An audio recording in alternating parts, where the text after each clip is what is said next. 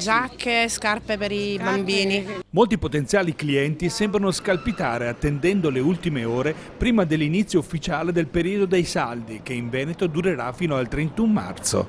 Da questo momento dell'anno è per acquistare qualcosa che magari non può acquistare prima e si aspettano giustamente gli sconti. Tante anche le attese tra i commercianti che a ridosso del weekend dell'Epifania possono già trarre un primo bilancio degli acquisti nel periodo delle festività natalizie.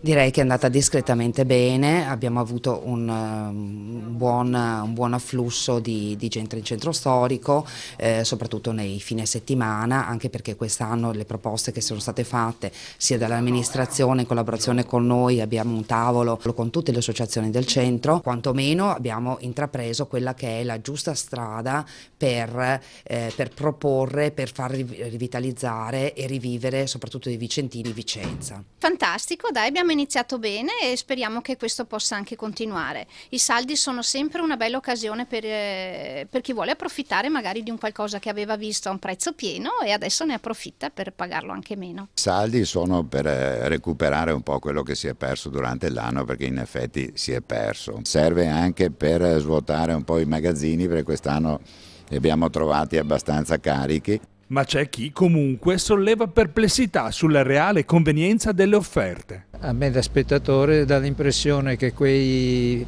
prezzi cancellati siano scritti dopo quelli effettivi.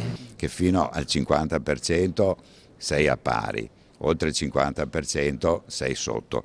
Quindi bisogna stare attenti anche a questo, perché ho visto che ci sono i negozi che vendono col 70, 60, 80% di sconto, allora lì insomma c'è un po' da radizzare il naso per capire un po' cosa sta succedendo.